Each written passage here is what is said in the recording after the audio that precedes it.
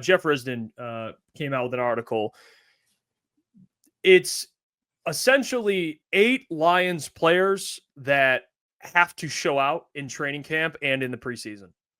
They have the most to prove. So I have a list of names I want to show you guys, and then we can kind of react to the names, give our thoughts on it. And then if there's anyone that you feel like should be on the list, we can talk about that, or people that you don't think should be on the list, however you want to do it. But the first player that Jeff has on this list that needs to step up training camp and preseason is Graham Glasgow.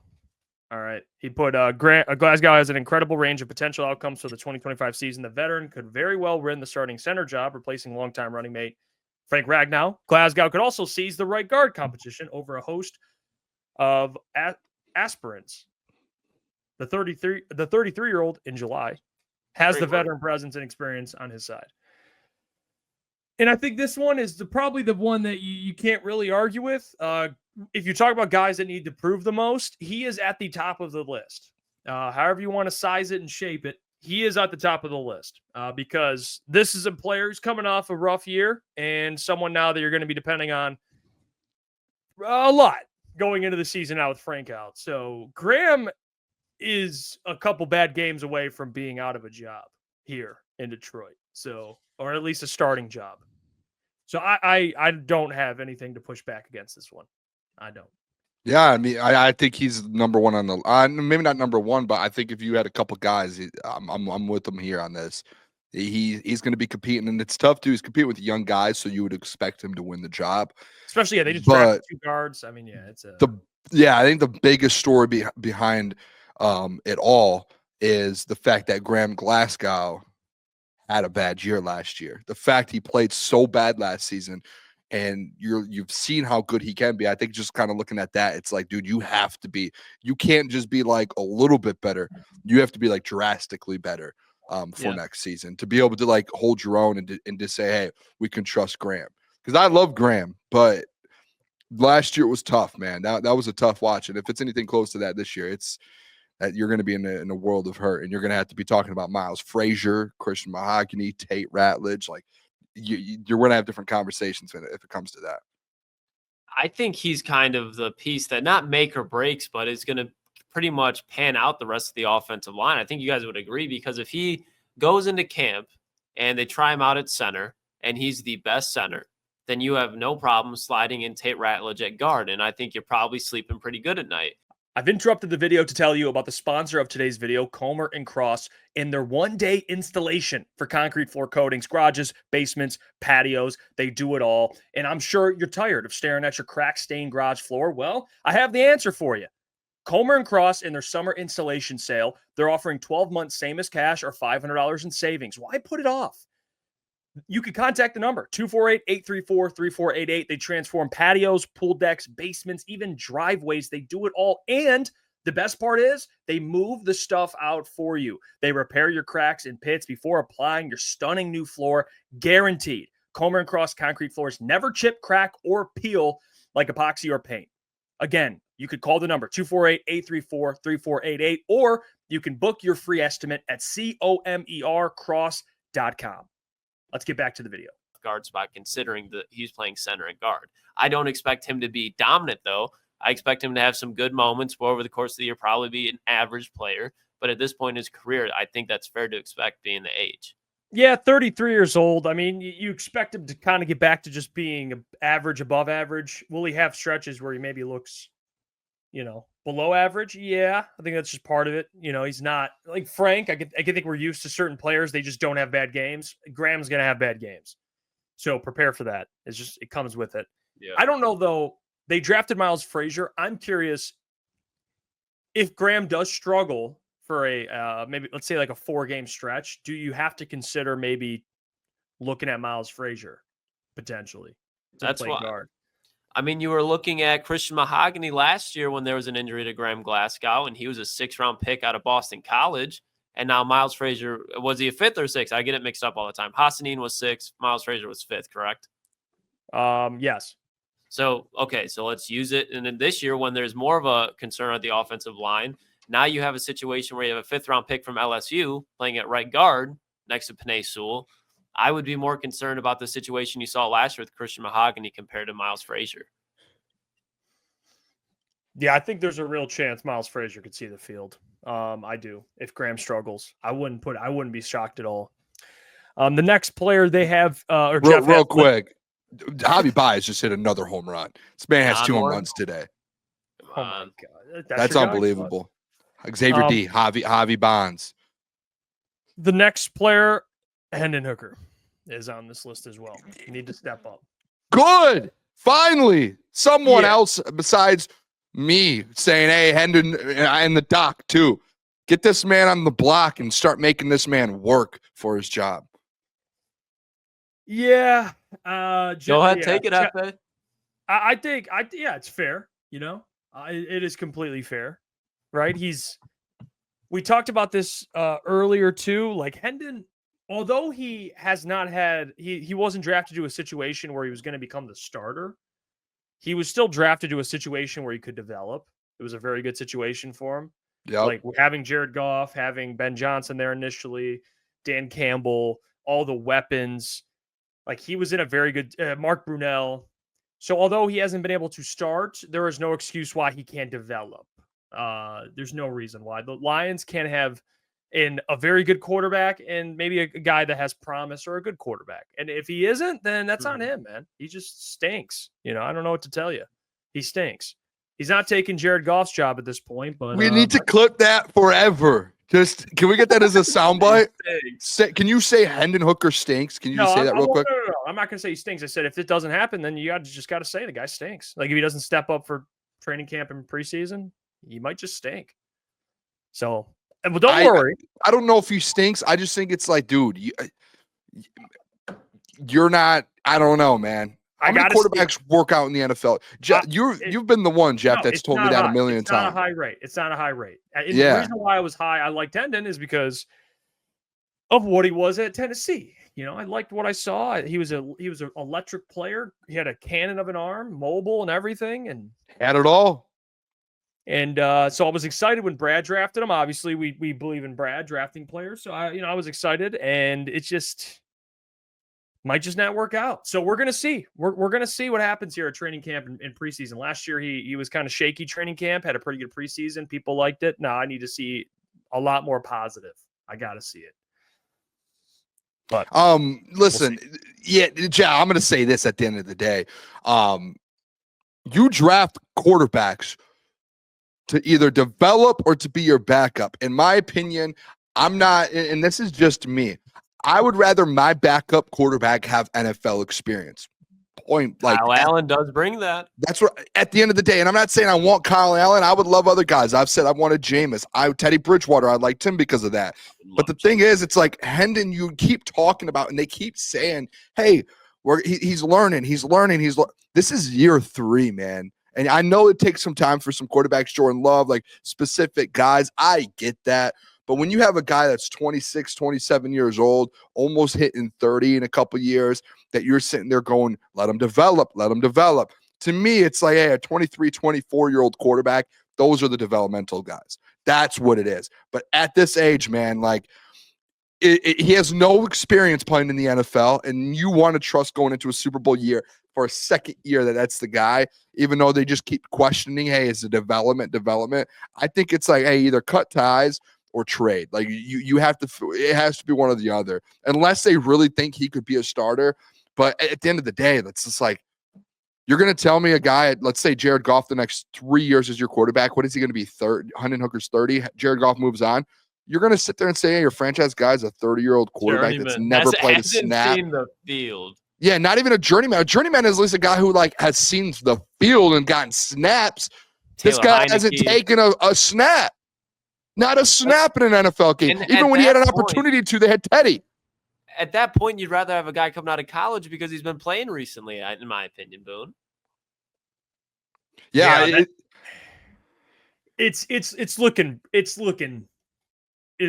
not looking good. Yeah, I'll just say it. It's not looking good. No, I think it's done. Whether that's Bryce Perkins, Kyle Allen, or someone else. Cody Angle said trade him for what? Chuck E. Cheese tokens? I don't know. I mean, I guess you Because the thing comes down to, you cut him, a team's gonna pick him up because of the talent he has posed, but it's just he's been in the building. Jeff, my problem is going into year 2 when he was supposed to be developed, they still had to bring in Teddy like that, and I get it. It's like, hey, you want experience in the playoffs. That's the point, and I think that's the point going into year 3. It's like, thank you. That's the point. You're laying it out there for me. The Henden Hooker fans are. So I'm out on it. I am. I'm out on the Henden Hooker experience. We'll see him in the camp. I'm pumped up. Well, the next player Jeff has, Broderick Martin. Cut. Big Broderick. Practice squad. Yeah, I you know what I think about Broderick? I think he's going to get cut before the season starts. For sure. I think he's a cut candidate. And I know you're going to probably take a cap hit, but let's just look at the reality. Or practice squad, probably more realistic. No one's going to pick him up, though, on the practice squad. So it's probably better just to put him on the practice squad. But you look at the defensive tackle room, Aleem, DJ, Tyleek, Mekhi Wingo, Roy Lopez, Levi Onwuzurike, Josh can play inside. Where's he playing? You know what I mean? Where is he playing? At that, it's he's an uphill battle. Just not. He's not beating any of those guys. So unless there's like, never mind. Take it back. I was gonna say, unless there's injuries, there were injuries last year and the guy didn't play. I'd rather have Pat he did O'Connor play, Boone. He did play. He played against the Green Bay Packers and he sorry. got cooked. He was dog food. I would rather Pat O'Connor. It is interesting to me that the doc was at minicamp, and in minicamp, he said that Broderick looked good. And I'm like, here we go again. Is this a Josh Pascal, Levi O situation going into year 3? Or is this just worse? It's worse, Boone, because at least those guys were going to be on the field and have been on the field. Broderick Martin was a 3rd-round pick, so he went a round later than both of those guys. He was a 3rd-round pick. He was a 4th-round pick. Yeah, he was a 3rd-round pick with Hendon. Yeah, 3rd-round pick out of Western Kentucky, the Hilltoppers. And yeah, that was it. I mean, it's pretty much Broderick Martin was drafted. He played against the Packers, and that's going to be the wrap. Even last year going into the season, with guys like Kyle Pecco, there was not a clear spot for Broderick Martin. There just wasn't. And now you bring in Tyleek. You pretty much keep all the other guys. You lose Pecco. You gain Roy Lopez. There's just not enough space, and he's just going to be ultimately – Brad Holmes has hit a ton through the NFL draft. He's been one of the best drafters, if not the best drafters, since he's been the GM of the Detroit Lions, but he's going to miss picks. And Broderick Martin will probably be the one that sticks out the most through Brad's tenure, because I think even Ennis Rakestraw, the fact that he's going to be coming back this year and most likely, knock on wood, in case of an injury, he'll be on the field playing. Broderick Martin just won't be. Yeah, it's kind of crazy to think that a 3rd-round pick could get cut, but it's just the reality of it, you know? And I got to say, for Brad, he's not going to hit on every pick, so I'm not going to sit here and harp on Brad missing, but yeah, it is unfortunate, you know? It's the same round that Kirby Joseph came out of, and now you're going to cut probably Broderick Martin, and I think in the future, Henden Hooker, unless he just shocks everyone, it's probably not looking good for him either, so it's tough. That draft, some of those mid-picks, those mid-round picks ain't looking. Got interesting. We'll see. Giovanni Manu. Just wait. He's the bright side. Oh my gosh! Shout out to Caleb Daniels. Whoa! Shout out to him. Shout out Caleb Daniels. Thank you so much, man. 50 bomb on the. Oh my gosh, the 50 bomb. All right, Caleb Daniels. I don't think I've seen Caleb in here before, but appreciate you, brother. As well. He says, love the channel. Thoughts on St. Louis Rams wide receiver Chris Givens? Givens. I'm not familiar with Chris Givens. I just know that I don't know why. I know he went to Wake Forest. I couldn't tell you what he did with the Rams. I do not know why. Let me look. Let's look at what Chris Givens did statistically. He didn't do too much statistically after St. Louis. I mean, he was with the Ravens in 2015, but that was There's got to be something behind this. This is a great poll, as some would say, but I'm not hip to Chris Givens' game. I'll be honest there. That is a ball nowhere poll though. Yeah, Chris Givens out of Wake Forest ran a 4.41. I'm pretty sure he was smaller too.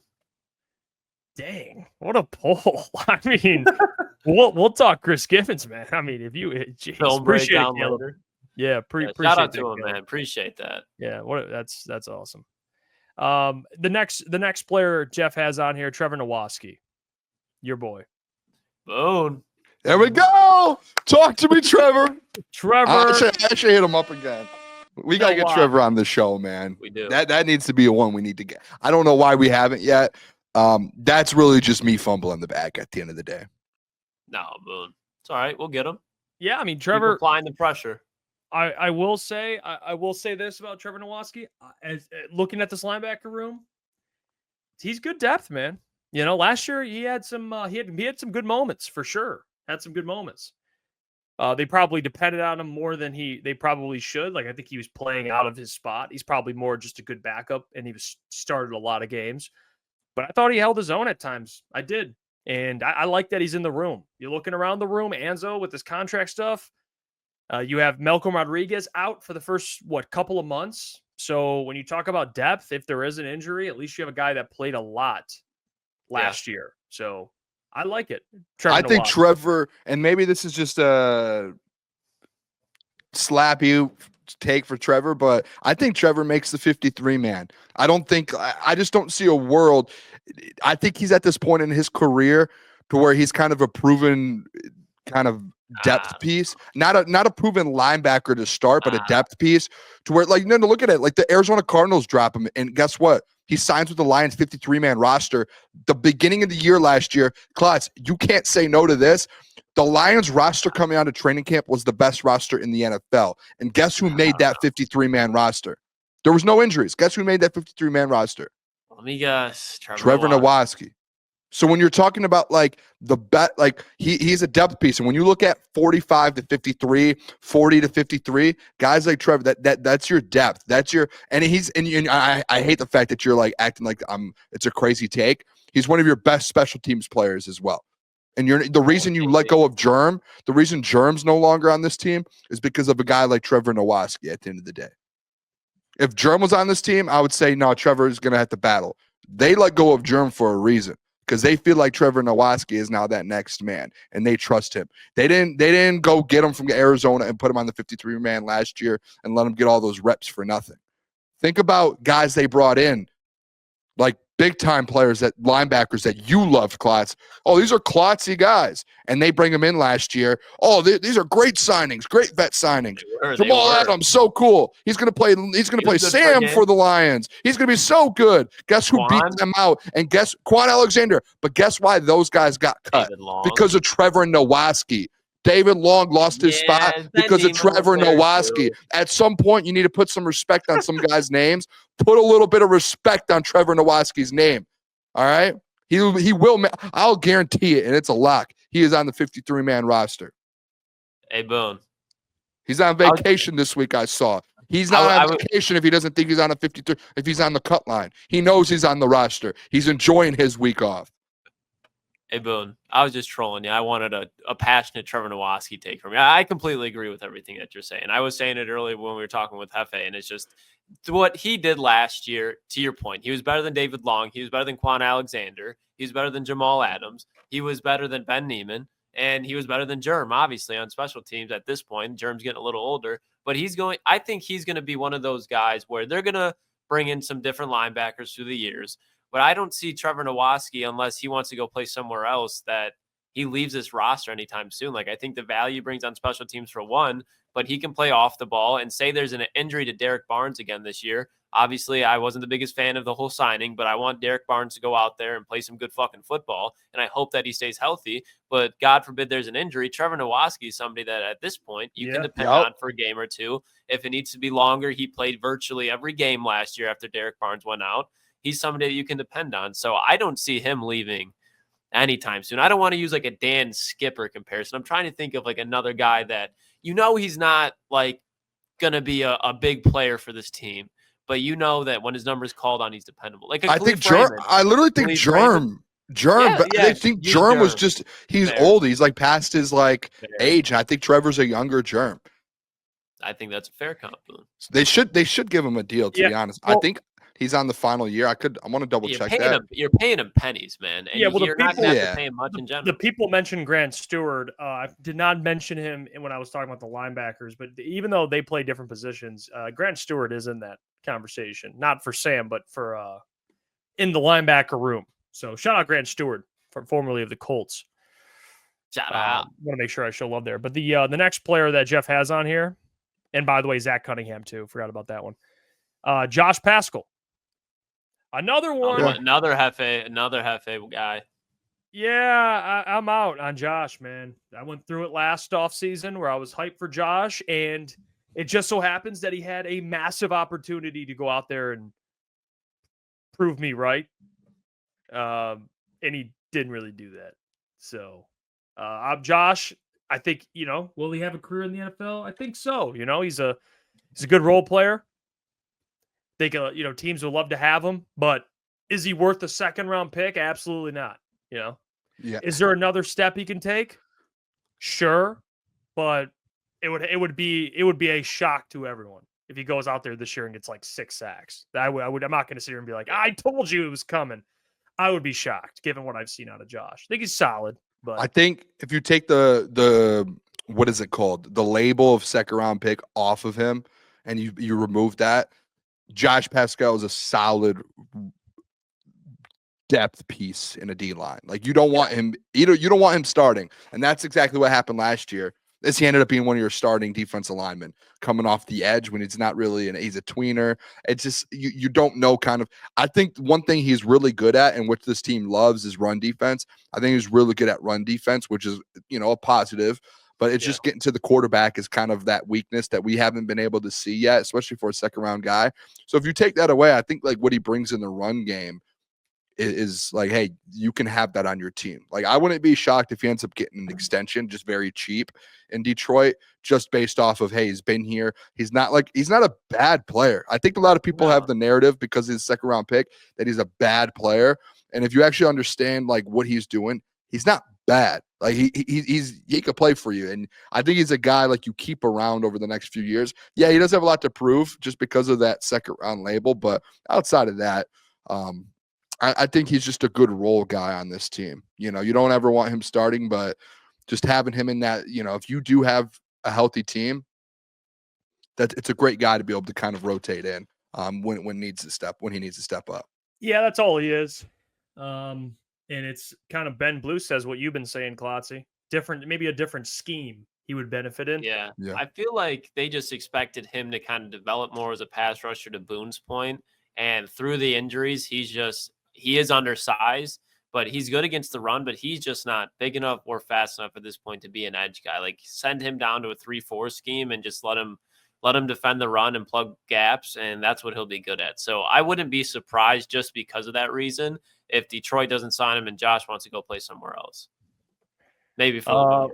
And I wouldn't be surprised if they extend him either. But so I want to get through these last 2 players. Ennis Rakestraw, the next player. Ennis Rakestraw, I will say, out of all the players that are going into training camp, I'm probably the most excited about Ennis Rakestraw. Yeah. Because I look at this cornerback room and, they have a lot of promise, and I'm excited. I'm more excited about them this year than I've been in the past. They just haven't really been a good passing defense, whether that's because of the guys up front or whatever the case may be. I don't know. But this is probably the first year I've really looked at this cornerback room, and I've been really excited. Combined with what you have at safety, like I think if Ennis turns into what the Lions think he can be, then I think you have 3 legit starting corners. Like I think that's really good, or 4, including Amik plays nickel. But yeah, outside corners, but 4 like solid, really good corners. So I'm that's the player I'll probably be paying most attention to when we go out there is Ennis Rakestraw. I want to see how he looks. He's been working his tail off. I know he's been posting about it. Teammates have been talking about him. I want to see this dude flourish because if he does, it's going to be even bigger for the secondary. I do believe that. So they need some dudes on the outside. We don't want to have any more Kindle Vildor situations where maybe a back of corners in and it just looks awful. If you have Ennis as like kind of that 6-man coming off, play in different situations, different sets, then you're in a pretty good place, man. If he's pretty good. I think the thing with Ennis is just he has such a high ceiling. It just comes down to his injuries.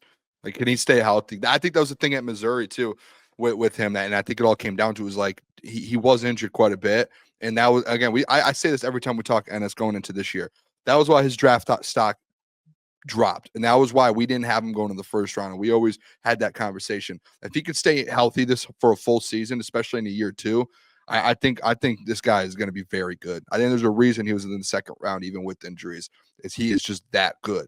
So if you can get him healthy, it's going to be a problem. There's going to be a battle in there. Like Meek's going to be battling for a spot. I just don't know how they're going to do it because he's playing outside. So it's like DJ Reed. I mean, I think it was Brad or no, it was someone mentioned him, DJ Reed potentially playing nickel. And it's just like guys are going to have to get moved around if Ennis. I think that's like the biggest X factor in this secondary is if Ennis ends up being as good as we think he can be, who's the odd man out? Because you're not leaving a guy, Ennis Rakestraw, with that ceiling off the field.